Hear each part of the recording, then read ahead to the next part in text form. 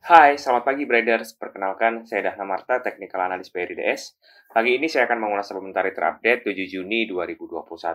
Supplementary adalah sajian pagi menu trading dari BRI dan Reksa Sekuritas yang berisi rangkuman terupdate dari pergerakan indeks, currency, dan juga komoditi. Terdapat pula update berita dan rekomendasi saham yang menarik secara teknikal yang dapat dijadikan referensi untuk mengambil keputusan dalam melakukan transaksi saham. Pagi ini saya akan update dari Key Index Performance. IHSG dan LQ45 ini kembali ditutup melemah pada Jumat kemarin dan masih dapat bertahan di atas level psikologis 6.000. Pelemahan IHSG akibat aksi profit taking para pelaku pasar setelah terjadi penguatan sekitar 4% dalam seminggu terakhir. Penguatan IHSG selama seminggu terakhir dipicu beberapa sentimen positif, yaitu data-data ekonomi di US dan juga data ekonomi di dalam negeri yang membaik, seperti inflasi yang mengalami perbaikan di bulan Mei kemarin dan juga data PMI yang juga mengalami kenaikan menjadi 55,3 pada Mei dari 54,6 dari bulan sebelumnya. Sentimen optimisme pertumbuhan ekonomi pada kuartal kedua nanti ini juga mempengaruhi pergerakan indeks pada seminggu terakhir. Di sisi lain, lonjakan kasus COVID-19 di dalam negeri pasca libur lebaran juga masih mewarnai sentimen pergerakan market. Investor asing tercatat masih kembali net buy pada seminggu terakhir, sekitar 2,85 triliun rupiah. Pembelian investor asing terfokus pada saham perbankan dan hal ini berpotensi mendorong penguatan indeks ke depannya.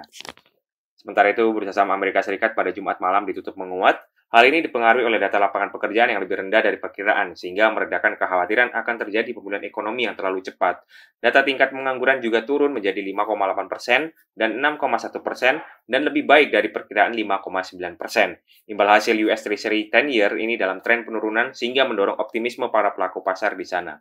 Lalu indeks Edo melemah tipis, indeks VIX menguat 8%, sehingga volatilitas dan kekhawatiran masih cukup rendah. Indeks DXY ini kembali melemah dan hal ini berarti dolar cenderung melemah terhadap 7 mata uang utama dunia, sehingga hal ini berpotensi memberikan katalis positif pada pergerakan mata uang utama, termasuk juga rupiah. Selanjutnya, bursa saham ASEAN dan regional rata-rata bergerak melemah pada Jumat. Hang Seng melemah namun Shanghai ditutup menguat tipis. Hal ini akibat aksi profit taking para pelaku pasar dan munculnya kekhawatiran akan tingginya inflasi di US, sehingga berpotensi memicu tapering. Selain itu, ketegangan antara AS dan China kembali memanas setelah Joe Biden menyiapkan instrumen baru guna mencegah beberapa perusahaan yang membantu atau berinvestasi di perusahaan yang berkaitan dengan perusahaan teknologi dan militer yang ada di China.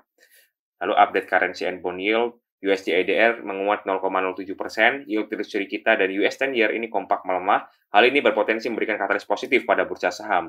Selanjutnya, GBP currency cenderung melemah, terlebih pada USD JPY, sehingga hal ini sejalan dengan pelemahan dolar dan hal ini berpotensi menjadi katalis positif terhadap pergerakan bursa saham.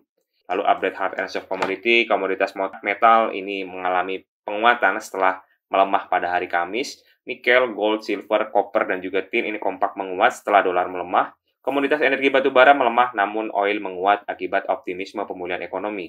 Sementara itu, komoditas agri ini melemah sehingga berpotensi memberikan katalis negatif terhadap pergerakan saham emiten CPO pada hari ini. Lalu update dari tim equity research kami, di sini ada Plantation.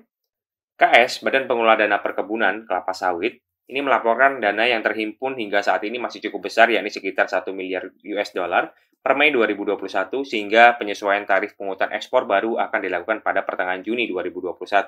Dengan begitu, kami melihat BPDPKS ini masih bisa menambah jumlah cash yang dihimpun terlepas rencana penurunan tarif.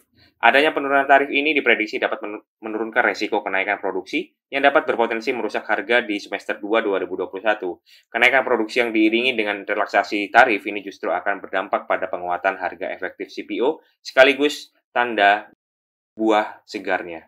Lalu, update dari banking, memasuki kuartal 2 2021, penyaluran KPR beberapa bank di Indonesia mengalami peningkatan dibanding tahun lalu. Selain memang dikarenakan adanya pemulihan ekonomi, kebijakan pemerintah seperti menjaga tingkat suku bunga acuan tetap rendah, relaksasi LTV, termin ini pencairan developer, dan PPN yang ditanggung pemerintah turut mendorong pertumbuhan KPR. BBCA mencatatkan peningkatan yang cukup signifikan dibanding periode yang sama pada tahun 2020. Dan hingga minggu lalu sudah ada lebih dari 20.000 pengajuan KPR yang didorong oleh optimalisasi kanal penjualan. Sementara itu, BBNI per Mei 2021 ini membukukan penyaluran KPR sebesar 4,3 triliun rupiah atau naik 27% secara year on year berkat program KPR bersubsidi maupun kontribusi dari nasabah, existing segment consumer, dan juga business banking. BNGA juga turut mencatatkan pertumbuhan yang cukup impresif Penyaluran KPR mencapai 2 triliun rupiah pada kuartal 1 2021 dan hingga April 2021 sudah bertumbuh sebesar 6% secara year on year. Lalu update dari emiten Bluebird mencatatkan penurunan pendapatan menjadi 480 miliar rupiah atau turun 45,76% secara year on year pada kuartal 1 2021. Seiring dengan itu beban usaha juga turun ke 129,89 miliar rupiah atau turun 29,71% secara year on year sehingga Bird melaporkan rugi bersih sebesar 28,25 miliar rupiah. Penyusutan yang sangat dalam ini dikarenakan masih adanya kebijakan social distancing yang diterapkan oleh pemerintah hingga saat ini. Namun Bird optimis untuk kuartal 2 2021 keadaan akan jauh membaik dengan mulai pulihnya perekonomian dan strategi efisiensi yang dijalankan perusahaan. Tahun ini Bird menganggarkan capex senilai 500 miliar rupiah yang akan digunakan untuk peremajaan 6.000 armadanya dan juga investasi teknologi. Lalu update emiten dari WMUU menargetkan pertumbuhan kinerja yang agresif hingga 400% pada tahun ini. Manajemen WMUU juga menyiapkan sejumlah agenda ekspansi mulai dari penambahan kapasitas rumah potong, pembibitan broiler, hingga memperluas kanal distribusi. Ekspansi ini seiring dengan rencana pada capex tahun ini yang sudah dianggarkan sebesar 1,5 triliun rupiah. Untuk detailnya, beredar bisa download supplementary di official Telegram kami, dan linknya ada di caption di bawah ini ya. Lalu, update trading EDS pada hari ini, ISG hari ini diprediksi bergerak mix dengan kecenderungan menguat secara teknikal. Indikatornya masih di positif menguat, indikator stokastik overbought dan RSI overbought melemah. ISG diprediksi bergerak di rentang 5.928 hingga 6.116. Lalu beberapa saham yang menarik secara teknikal ada Inco, rekomendasi buy on weakness, trading range di area 4.640 sampai 4.830. Lalu ada Antam, buy on weakness untuk Antam, trading range di area 2.370 hingga 2.510. Lalu ada TINS juga buy on weakness untuk TINS, trading range di area 1.540 sampai 1.615.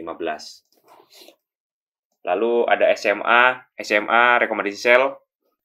Selanjutnya SMA rekomendasi sell, trading range di area 1.590 hingga 1.745. Lalu yang terakhir ada SMRA, rekomendasi sell, trading range di area 880 hingga 960. Next selanjutnya, update stock pick pada hari ini. Untuk rekomendasi trade yang memiliki rentang waktu hold posisi kurang lebih 30 hari dan jika ada tanda bintang berarti itu rekomendasi baru. Terdapat beberapa saham, diantaranya ada CTRA, Bank Mandiri, ITMGI, TINS, dan juga UNTR. Sementara untuk swing trade, rekomendasi yang memiliki rentang waktu hold position 3-10 hari dan jika ada tanda bintang itu rekomendasi baru, kita mempertahankan 3 saham yaitu ERA, Soci, dan juga Wood. Lalu untuk rekomendasi day trade, kita menyediakan 15 saham, 10 saham diantaranya rekomendasi buy dan sisanya rekomendasi sell. Di antara ada Antam, Inco, TINS, MDKA, hingga BRPT, PTBA, dan juga Adaro. Demikian ulasan supplementary pada pagi hari ini. Jangan lupa like, subscribe, dan komen ya trader agar informasi ini sampai ke seluruh investor pasar modal Indonesia. Terima kasih dan happy trading traders!